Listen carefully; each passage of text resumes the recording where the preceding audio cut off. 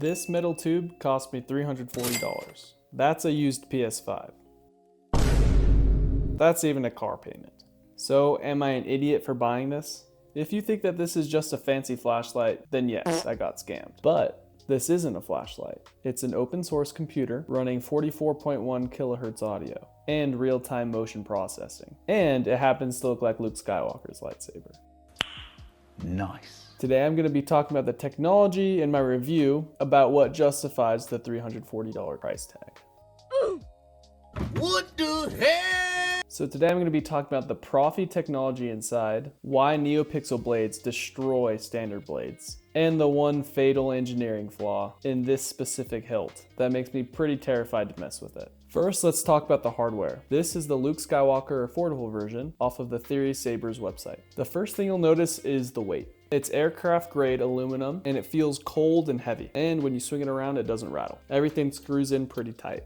And one of the coolest things in my opinion is the thin neck. Looks just like from the movies. But one difficult thing about it is all the wires that are cramped through here. All the wires that run through connect the core to the emitter and blade. Which brings me to the first major tech difference. And that difference is the Neopixel blade. So if you go and buy a $50 lightsaber off of Amazon, this is typically what you're gonna get. You're gonna get a base lit lightsaber, which is just essentially a high powered flashlight, which shines through this hollow tube, which makes the blade effect. And it's usually pretty bright at the bottom, but it fades as it goes towards the tip.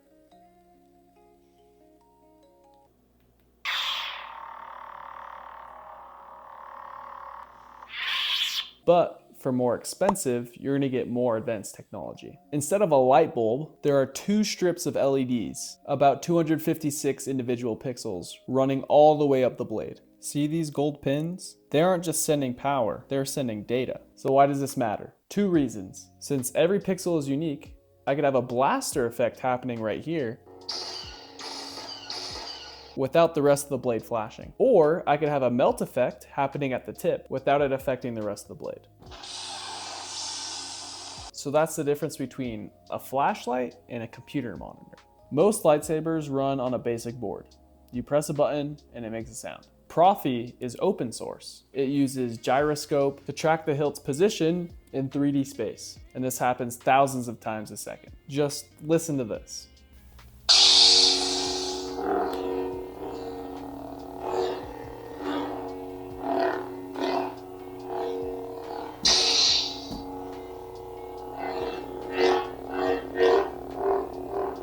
If I move slow, it purrs. If I swing fast, it roars. And because it's open source, I can change the code. If I want the blade to look like a flame, I just download the code, flash the board, and boom, new saber. Other boards like the Neopixel are like iPhones. They're easy to use, but you can't change them. Proffie is like a custom-built gaming PC. It's a lot harder to use, but it has infinite power. So those are the main things that stand out to me that kind of justify the $340 price tag. I pretty much get full customization. But now let's get to some of the flaws.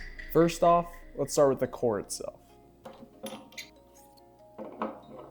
The only way to charge the saber is by unscrewing the pommel, and then you can insert the USB-C cable right there. In other sabers that I have, like this one from Imperial Workshop, it has a DC port right there, which is very accessible, but it is also included in the look of the saber. So if you don't like that, then this is actually a good thing. But then my other complaint with the core.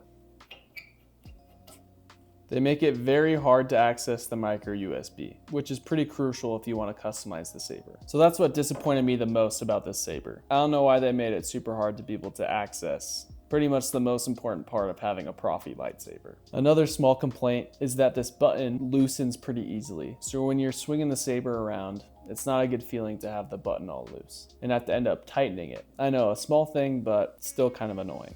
But let's go back to the question, why pay $340? My answer is quality and longevity. One of the biggest reasons why I bought this lightsaber from Theory Sabers is because of the exclusive sound fonts produced by Kyberphonic and the cool blade styles. With the other Neopixel lightsabers I have, it doesn't have that nice crispy quality like Theory Sabers has. And if I'm spending $340 on a lightsaber, I want it to be pretty quality. You know, if you buy a cheap toy, you usually get bored of it within a week. But with the Proffie, I don't have to buy a new lightsaber every single year when there's updates. I can just update the software. So I pretty much paid $340 for a piece of hardware that will theoretically last me forever because the software keeps getting better.